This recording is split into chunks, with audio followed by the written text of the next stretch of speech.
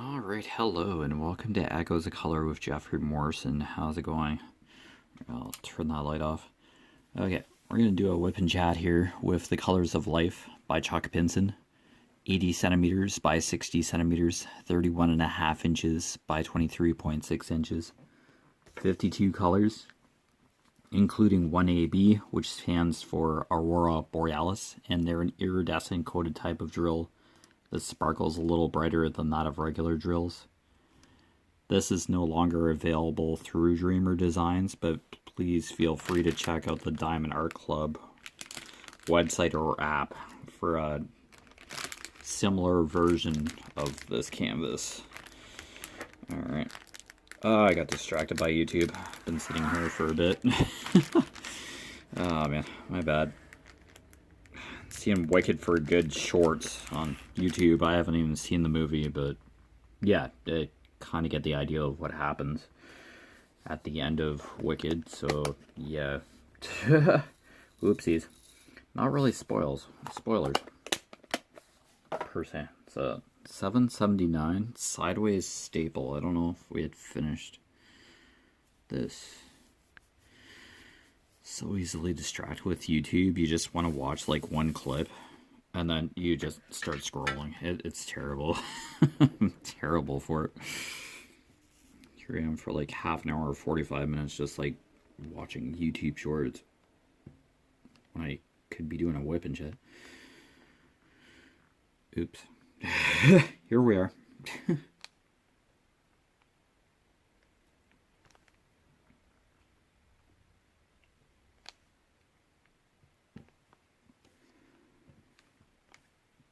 Is that lighting better? It just seems darker in here, but with that light on, we get the glare on the canvas. So.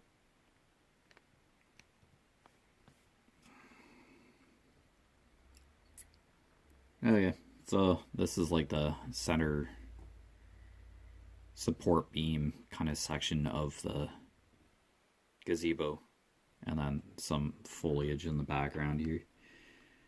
Yeah.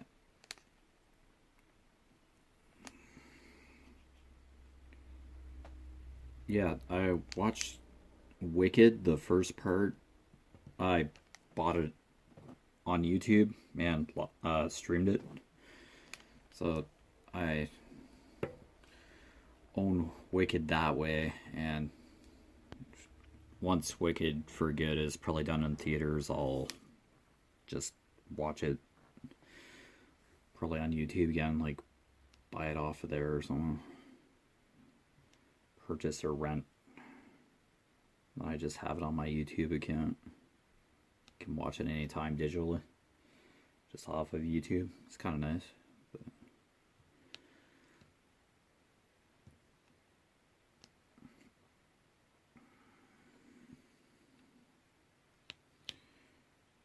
oh, I don't mind musicals.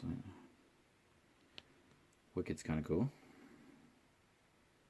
I guess Wicked was originally a fan fiction, maybe?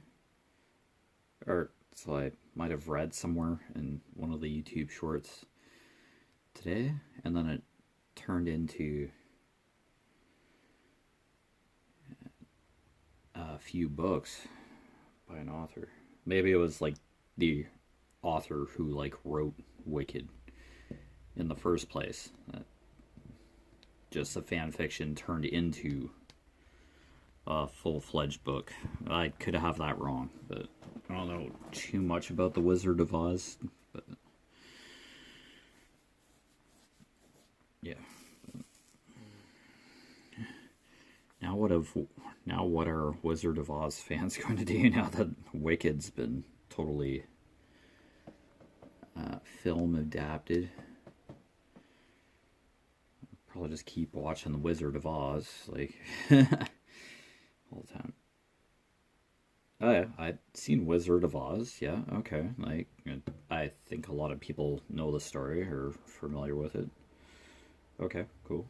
But yeah, I'm just not one who like watch the same movie just constantly.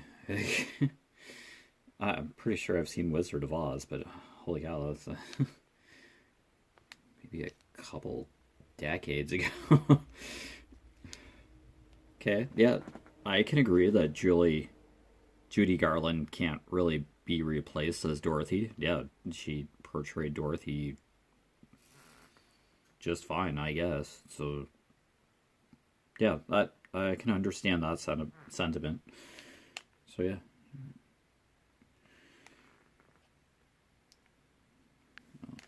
yeah. Wicked wasn't really about Dorothy; it was about Elphaba and Glinda. So yeah, Dorothy played a very small role in Wicked there. So I read. So yeah.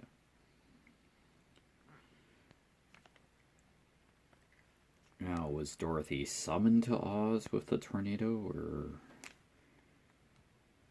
uh, yeah, I get that funny feeling that there's more to Dorothy showing up in Oz during Wicked. Yeah, I think there's a lot more to the story than just yeah. Yeah, I kind of read background on it, so I kind of got some context. But yeah, it's okay to like Wizard of Oz and Wicked. And it's just I'm not one who I've read all the Harry Potter books and watched the movies when they came out, but that can't say that I've gone back and watched Harry Potter movies more than twice or whatever. But people are still talking about Harry Potter today. I'm not so sure about Twilight, that franchise, but it was just as popular, just for a different age demographic for sure. Um, yeah. Well, 50 Shades of Grey is like an entirely different age demographic. I was thinking that, but I didn't say it. I was thinking the wrong franchise. These Shades of Grey is something else entirely. Not definitely not Wicked or Harry Potter. Oh, nowhere near Harry Potter. That's safe to say. And then, even then, some people still thought they did stuff wrong in 50 Shades of Grey. Like, that industry. Like, how the heck am I supposed to know? I've seen 50 Shades of Grey. Like, I watched the movie and I think I read the. Nope. I didn't read the book. I saw the movie. That's another YouTube movie I, like, just streamed. I don't know. I was curious. So, I seen it. People were making a big fuss about it. Okay. I don't know. Literature. It's a book. It's a series. Now that's fan fiction turned into, yeah, I think Harry Potter was too. So no wonder they kind of grew in popularity.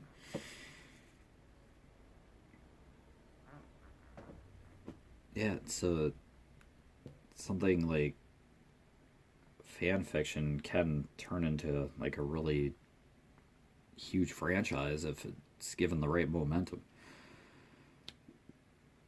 Okay, cool. I just think there's like other stuff out there to read. Now there's like voice acted, like character acted audiobooks of the Harry Potter series that, it's like there's has to be like other book series to like read or something. It's like other books out there, like yikes. It's just why are we stuck on Harry Potter? Like the story isn't going to change. It's just that's what gets me.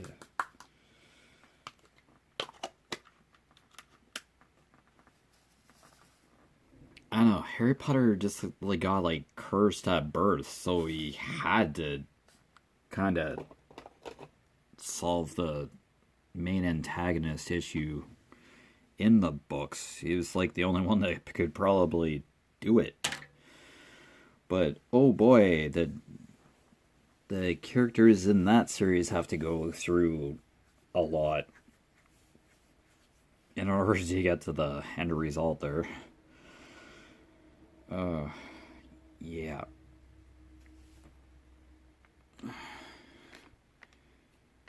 Yeah, when you have like a basically cursed mark on your forehead and you're popular because of that, I think you need a little bit more context as to why you have that mark. It's like, it's not necessarily a good thing, folks. Oh, yikes. Oh boy, that's a lot to put on one person, but the conflicts in that book. But that series of books, not just one book, sorry. Yeah, it's okay to like Harry Potter, Lord of the Rings, Star Wars. Yeah, it's okay to like that stuff. I'm just not one who will watch that kind of stuff multiple times. I try to find new stuff. And sure, I like the references and hearing about people enjoying the series. It's good to experience it, but I don't know, I just can't keep going back to the same thing all the time. To like seeing new stuff or experiencing new things. There's other books out there that are wanting attention. I know nothing could probably ever match Harry Potter in terms of scope and popularity for that particular genre of fiction. Alright, here's 321, the heart symbol. Found a shade of red here.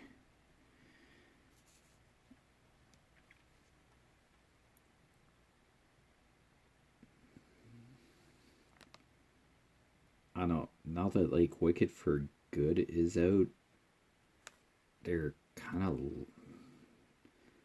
might be expanding further in the Oz universe for some strange reason. Like, just you told the Wicked story and like basically Broadway to movie screen. Okay, like, can we like move on to like some other franchise or something that could deserves the attention as well? It's like, are we trying to expand a universe that's just already been kind of established there?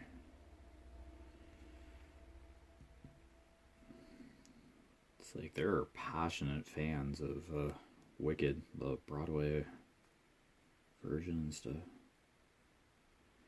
It's like, just let them have what they have received. Why are we trying to tweak with something that's just fine the way it is? It's like, okay, just go do something else. Think of different ideas now. Leave the world of Oz alone. Let's not mess with stuff. As if you're just going off of just characters, yeah, in a franchise, and then just trying to expand it, it's just, it's probably not going to go great after the main component of a franchise has been like done. Done Wicked in 2 parts. Yes, that was the plan all along. So yeah, Wicked, like the first movie would have been like, or the movie would have been like 4 hours or something, and I guess people can't handle that anymore. Yeah, people can handle long movies these days. It's like, okay, now we're 30. Yeah, let's do this. 2 or 3 hours. Help. Can I watch this later? Watch the other half later. It's like,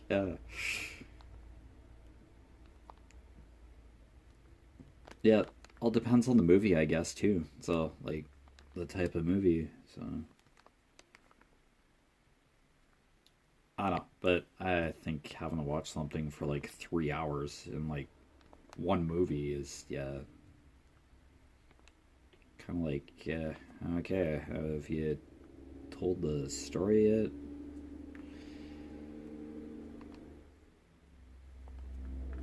And I'm sure people go crazy over multiple part franchises too. It's like, that can't be easy.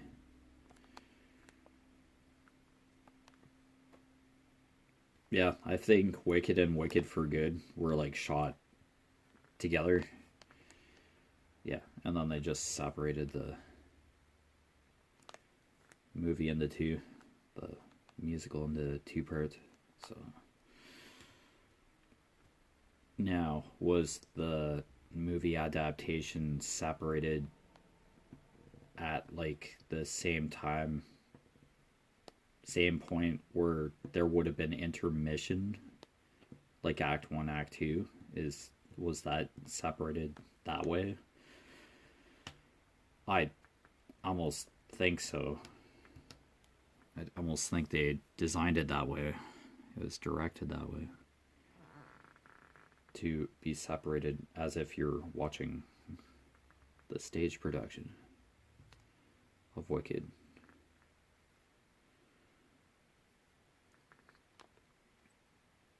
Yeah, because Alphaba went to the western skies, I guess, at the end of Wicked, like the end of the first movie. She kind of went away for a giggle.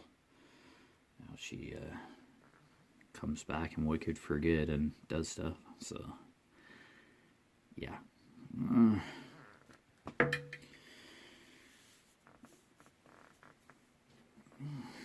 Yeah, I haven't read the Wicked books, but yeah. Kind of have a good idea of what actually happens. So it's like a, I really don't want to spoil it, but I'm sure someone has run into it in pop culture somehow and knows the outcome of certain events. Yeah, I just don't want to be that guy who spoils stuff. So, oh well. Yeah, like what you like. Yeah, it's out there. Yeah, it's not like stuff is like rushed out or anything. It takes time to produce movies for some strange reason, but oh, why it takes so long? But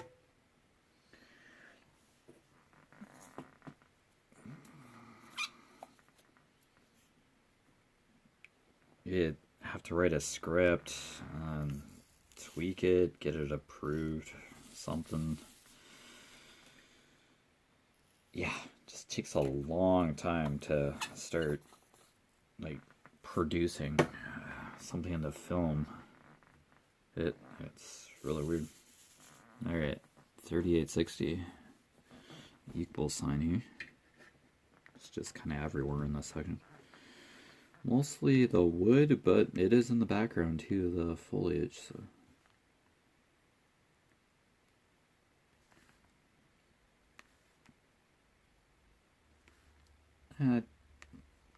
Yeah, so I can't really say if the Wicked movies were adapted from the Broadway musical properly or to people's fans' satisfaction.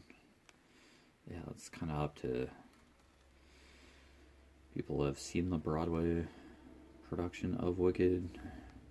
So, adaptations are tricky, and yeah, you can do certain probably a lot more in film than that live action on stage. Yeah, you can only do so much on stage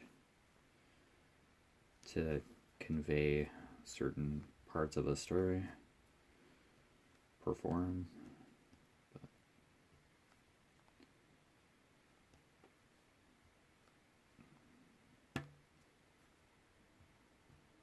Yeah, in movies, yeah, Alphaba can like actually make it look like she's flying. Got a lot of harnesses and wires to portray her flying, going upside down and stuff. Yeah, on her broom. Yeah, Broadway. Yeah, wires and harnesses, but probably a little more controlled. And it's a stage, so they can't go totally crazy with her flying around during those scenes. Alpha Buzz on the stage.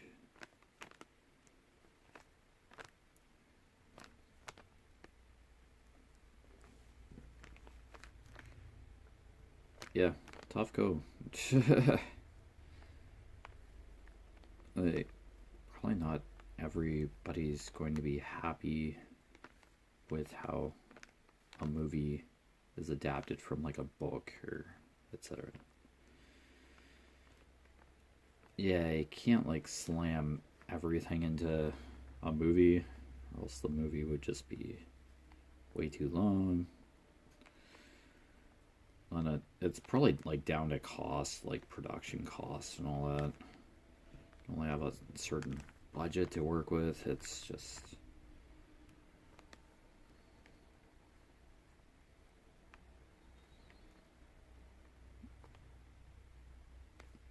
you have some barriers to produce a movie of that scope. Unfortunately.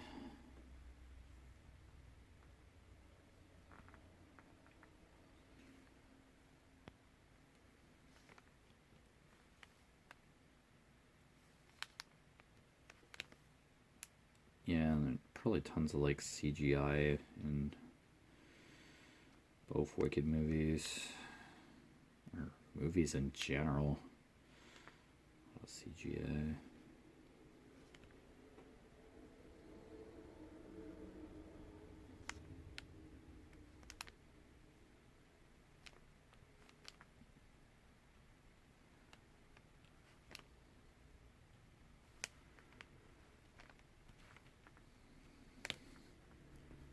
Yeah, I'll see Wicked for good eventually. Yeah.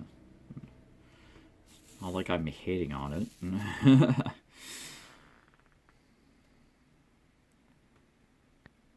Just kind of see stuff and then I'm like, okay. Just move on. If I really like something, yeah, maybe watch it again some other time, but yeah, I just can't watch the same thing in a short window of time. Just, no.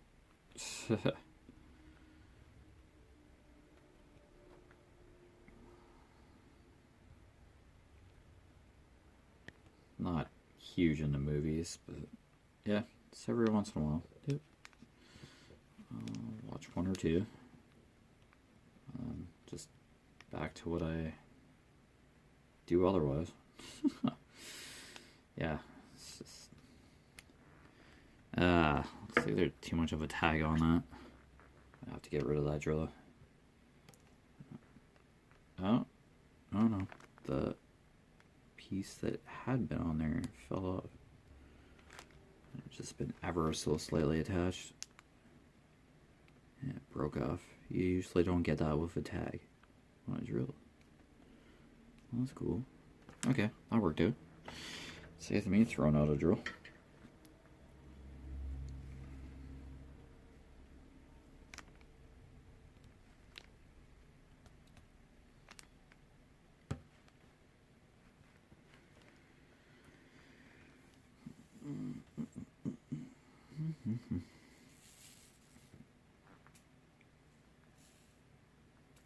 Yeah, Ariana Grande and Cynthia Erivo are definitely talented vocalists. Yeah, those are not easy roles to pull off. Alphaba and Glinda, respectively.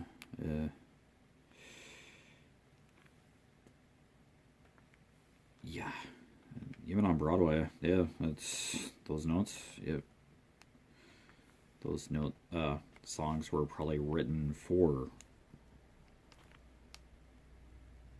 the actors. Yeah, for their vocal range at the time on Broadway and for the movie.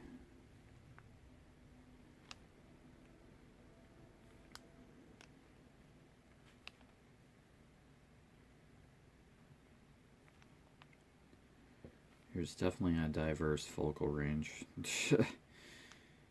throughout the two films, for sure. Like, Glinda's like operatic.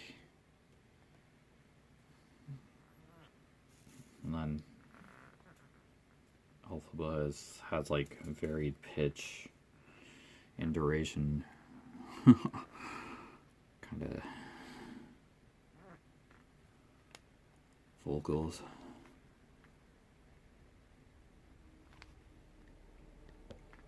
There's like a production of Annie at the Stratford Festival up here in Canada. Yeah, and it's been extended. Like the performances have been like added through December. That season, original like Stratford Festival season ended like probably like 2 or 3 weeks ago. But Annie is just like kicked around.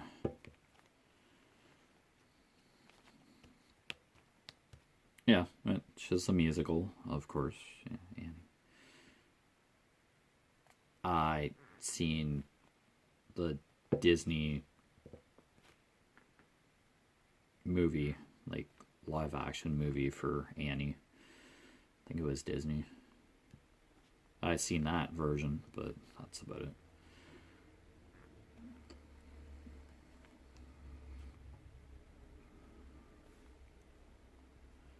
Yeah, so I can't say I've seen too many Broadway, if any, performances. I've seen Stratford Festival stage performances, but yeah, not Broadway level.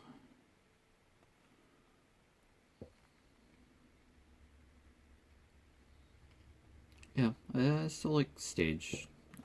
I like going to watch a play. Stage productions, I still love that. Yeah, pretty cool. It's just another way to tell a story, so nothing wrong there. And musicals, it's just like nobody in real life would like just burst out into song. Yeah, so it's kind of like that spontaneity storytelling. Yeah, still telling a story, but like there's just like a musical number to kind of save a few mundane speaking parts. Yeah, just nudge the story along with music instead of